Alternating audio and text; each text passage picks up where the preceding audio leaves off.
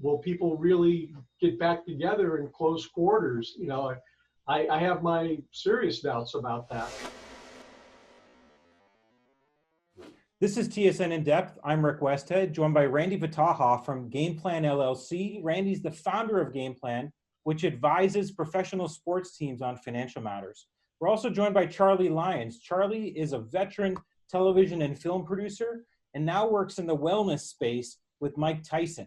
He's also a former owner of the Colorado Avalanche of the NHL and the Denver Nuggets of the NBA. Charlie, what do you think are the biggest risks here? When we're talking about worst case scenario for a team in one of the four major professional sports leagues in North America, what is worst case scenario?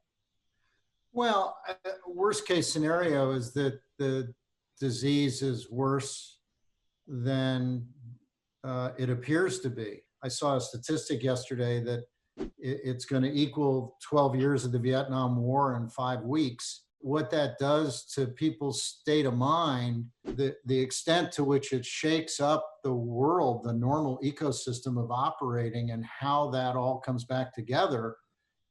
What are you left with when it's done? What is the true toll?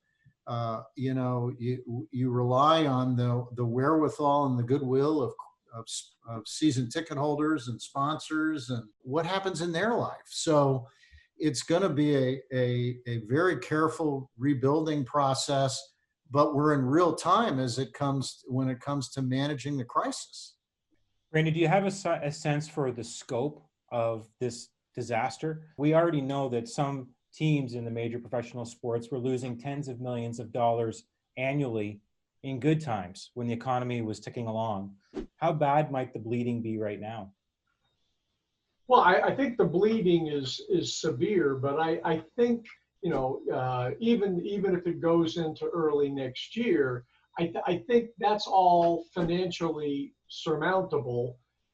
But the other end, what happens when fans come back, or can they come back, and when they can come back, and will people really get back together in close quarters? I have my serious doubts about that. So, I think anybody right now that says they know what's going to happen is crazy. I mean, this is really, really uncharted territory. Randy, the auto sector now, you have auto plants making ventilators, not cars. The airline sector is grounded. Millions and millions of Americans are unemployed. How could the sports industry possibly come back to anything resembling what we are accustomed to? Well, that will be one of the challenges. Certainly, the cost of tickets are not cheap anymore by any means. And season tickets are very big expenses for a lot of people. So the impact of the overall economy, will certainly have an effect. That's going to be a big factor if how soon people will be able to afford and be able to resume their typical sports habits. Randy, how surprised would you be if some of the teams in the traditional major sports had to file for bankruptcy protection because of what we're going through right now? I'd be very surprised. Within the leagues, there's a substantial amount of revenue sharing. And so the big market teams that have a lot more revenue are already assisting, in a sense, the smaller market teams. I think the leagues and the commissioners will do everything in their power to help bridge any problems. But this is so much more difficult because you are getting back to the health and welfare of your fans, which it's not just economic in a lot of ways. I think the one thing that this has really shown us, though, is how important our social time is as a country, whether it's at sporting events, at restaurants, at concerts, at theaters, or, it's a critical part of our beings now. And people, in a 5, 6, 7 week period are already just going crazy. So, yeah. That will play into it. But again, I agree with Charlie. I think the health and welfare has got to take precedent over everything.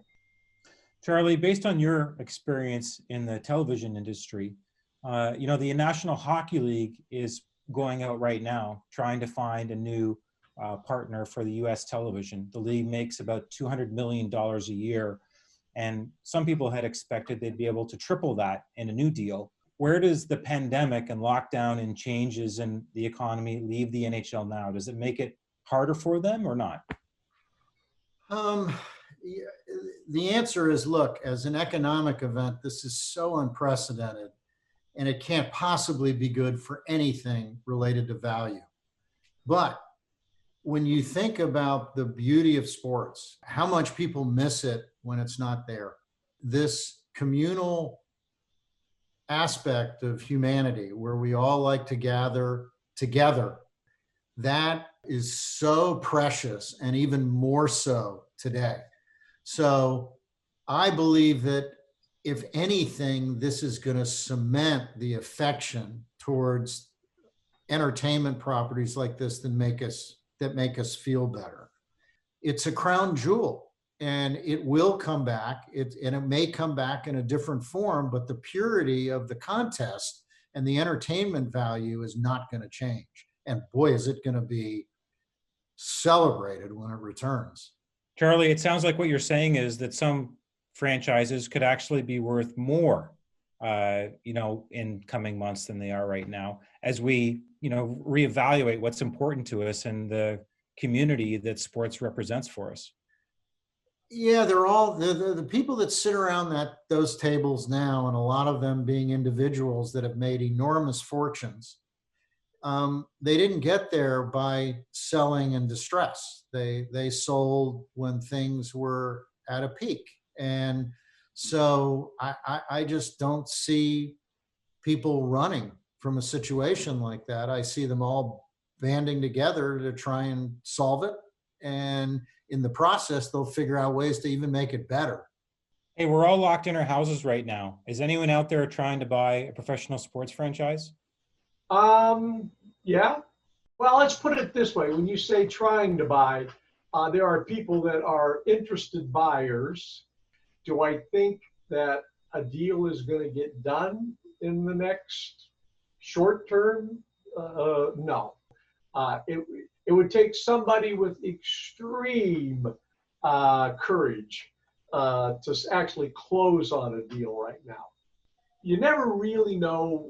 Owners usually sell teams for very different reasons, but they're usually not financial. It does happen. That's happened a few times, but it's not an asset that most owners say, "Hey, I've done so well now. My team's so valuable. I think I'll sell." It seems to be something that you hold on to. There's other things that do happen, but I don't think this is going to force a lot of sales, to be honest.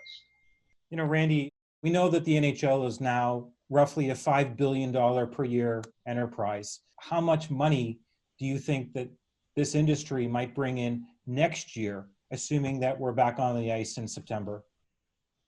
You're going to lose attendance in any league without a vaccine for sure. So I think you'd almost have to look at it by league.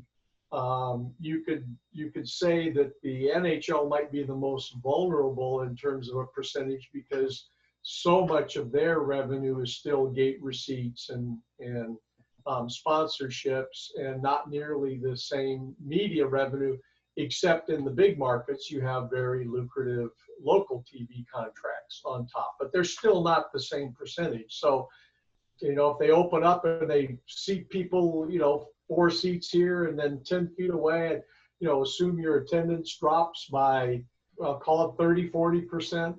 The net revenue drop, you could drop 40% in total, maybe 30. Charlie, what does this mean for players in the whole equation? It's a great question. Let's not kid ourselves. It's a depreciating asset, your time in sport.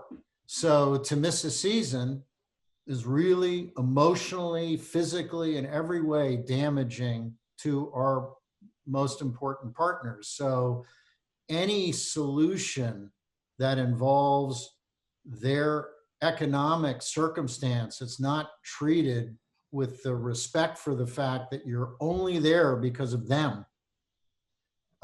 It just doesn't, it's not even worth having. Keep in mind that in 3 of the 4 leagues, there's an automatic governor, there's salary caps, which is about 50% of the league revenue. So nobody had ever thought about this. You know, the league revenue in the NBA, for example, they actually deduct money from the players' checks all year because they budgeted how much revenue there was going to be. That's what everybody agreed to for the cap. But at the end of the year, there's a settlement. But that was always contemplated in a normal business operations where you might go up or down 5% a year, 7% a year, nothing like the impact of this. So that throws us right back into those uncharted waters again. Charlie, what's going through the mind of a billionaire sports team owner whose team announces, we're going to cover the salaries of our part-time seasonal employees for the next few weeks, but after that, we just don't know? Yeah, callous doesn't work. It's not a strategy for a business where the people that buy a ticket, for example, they think they're a part owner of the team. You know, this is a rainy day. They call it rainy days, black swans, all kinds of descriptions, but it has not happened in our lifetime.